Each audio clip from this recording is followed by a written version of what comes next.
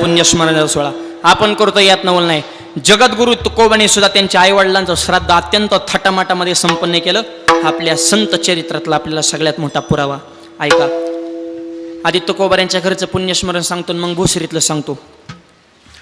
तुकोबाऱ्यांचे आई वडील निष्ठावंत वारकरी, म्हणून तो तुकोबाराय म्हणतात ना, तुझी चरण सेवा पांडुरंगा, तुझी सेवा करणं माझ्या वाडवडिलांची परंपरा आहे. हा, आणि त्या परंपरेचा मी पाहिक आहे मायबाप. तसे आज महेश दादा असतील, त्यांचा हे जे संस्कार आहेत आई वडिलांपासून आलेले संस्कार आहेत. धन्य माता पिता, ही परंपरा तशी असावी लागते मायबाप. तुकोबाऱ्यांचे वडील निष्ठावंत वारकरी, त्यांची पुण्यतिथी अगदी 2-3 दिवसावर अशी पुढं आहे. जिजाबाई साहेबांच्या तुकोबाऱ्यांचं जेवण चालून जेवण करता करता जिजाबाई साहेब तुकोबाने म्हणतात, महाराज 2 दिवस आपल्या बाबांची पुण्यतिथी आहे, अन्नदान करा, ज्ञानदान करा, पिंडदान करा, वारकरी बोला, भव्य दिव्य कार्यक्रम करा. पुण्यतिथी कोणाची? सासरे बोचे. आनंद कोणाला? सुनाला. अशा सुनबाईच्या कुटुंबात आहेत, त्यांच्या दारापुढं टाळ वाजवतो. तुकोबाराय मला काळजी करू नको, मोठा कार्यक्रम, असंच भव्य दिव्य कार्यक्रमाचं नियोजन. पण अडचण अशी निर्माण झाली, ज्या दिवशी तुकोबाऱ्यांच्या वडिलांची पुण्यतिथी आहे, पहाटे तुकोबाराय उठले, इंद्रायणी गेले, काकडा सुरू केला, आणि काकडा येता रंगात आला की आज आपल्या वडिलांची पुण्यतिथी आहे, हेच तुकोबाराय विसरून गेले. तसेच भंडारा डोंगराव भजनाला रोजचा नियम होता ना, स्नान करायचं आणि भजन करायचं, डोंगर रिटर्न यायचं लक्षातच नाही, गेले भंडारा डोंगराव. तुम्ही म्हणता ना वडिलांची पुण्यतिथी विसरली, असा कुठे लेख असतो का? अहो, ते लेख नंतर आहेत, अगोदर संत आहेत. आणि संतांची अवस्था देहावर उदास, ते भक्ताची यादीत 1 नंबरला. ज्ञानोबा सांगतात, संन्यासी सुद्धा त्यालाच म्हणायचं मॉनिटर, मी माझी आठवण विसरले, जयाची अंतकरण पारता तो संन्यासीचा. मी माझं जो विसरला तो खरा साधू, तो खरा संन्यासी. तुकोबारांना विधेय अवस्था प्राप्त. गोविंद गोविंद म्हणा लागले, या छंद रात्र नकळे, दिवस नकळे, अंगी खेळे दैवते रंगले, या रंगी तुका विठ्ठल. गेले भंडारा डोंगराव अखंड भजन. जिजाबाला काळजी वाटू लागली, महाराज कस काय ना. असं सकाळी 10 ते 12 कीर्तन, एक वारकरी यायला सुरुवात झालेली, मालकच गायब. करा बरं विचार, एवढा मोठा कार्यक्रम आणि मालकच जर इथं नसेल तर कसं नियोजन लागायचं? तुकोबारे गेले भंडारा डोंगराव. जिजाबाला टेन्शन आलं, कधी महाराजाचे स्वयंपाक कधी व्हायचा. हा प्रसंग माझ्या पांडुरंग परमात्म्यानं बघितला. देवाने विठवणं उडी टाकली, तुकोबाऱ्यांचं रूप धारण केलं आणि डायरेक्ट देहू गाठलं. देवच तुकोबाऱ्या झाले. भक्ताचं काम करताना देव लाजत नाही. साधा वया भक्ती काज नाही लाज धरीत, आणि सगळी काम करतो असे भक्ताचे घरी, कामी न सांगता करी. पैसे देऊन माणसं कामाला मिळणार, आता मिळतात का माणसं? ह्याची मिळते ते. एका पोरला एका शेठजीकडे 50,000 रुपये महिना ठरला. मालकाने सांगितलं, हे काम करावं लागेल, ते करावं लागेल, आणि नीट काम करावं लागेल. ते मला नीटच करतो काम, पण माझ्या 2 अटी तुम्हाला मान्य करावं लागतात. म्हणले काय? माझी पहिली अट, मला झोपीतून उठले की जेवायला लागतं, दिलं. आणि दुसरी अट, मला जेवलं की झोपावं लागतं.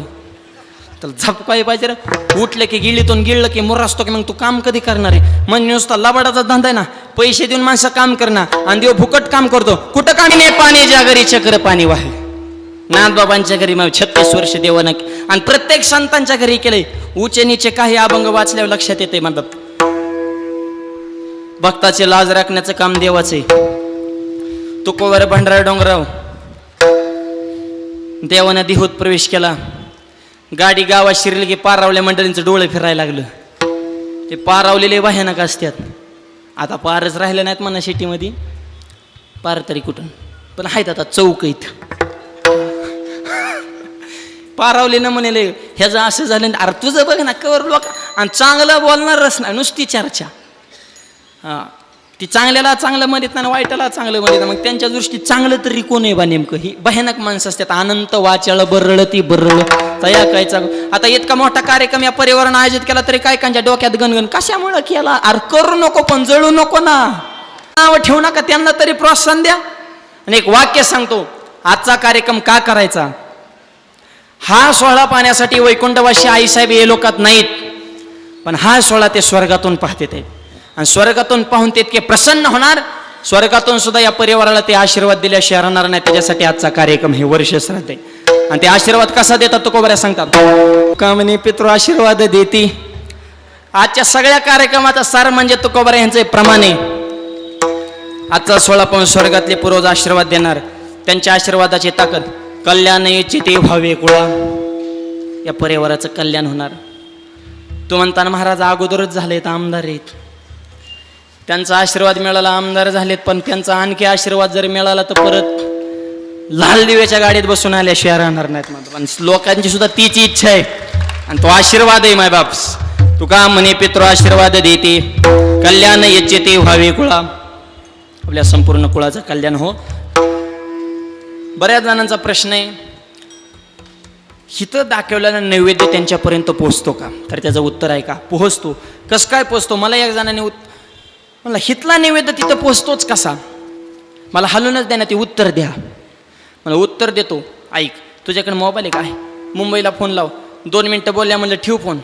तू कुठे? म्हणला मी भुसरीत. फोन कुठं लावला? मुंबईत. म्हणलं हिथून लावलेला फोन मुंबईमध्ये लागतोच कसा? तो म्हणला ते अदृश्य रेंज आहे. म्हणलं ही सुद्धा अदृश्य रेंज आहे. मोबाईल माणसाने निर्माण केला तरी रेंज दिसत नाही. मग देवाच्या कल्पना सृष्टीतला कायदा माणसाच्या बुद्धीच्या पलीकडला आहे.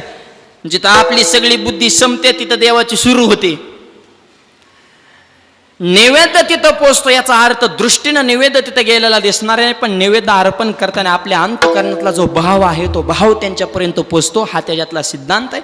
आणि ते प्रसन्न होऊन स्वर्गातून सुद्धा आशीर्वाद दिल्याशिवाय राहत नाहीत. हा त्याच्या मागचा उद्देश आहे. तुका म्हणे पितृ आशीर्वाद देईल, कल्याण याचे ते व्हावे कुळा, म्हणून हा सोळा.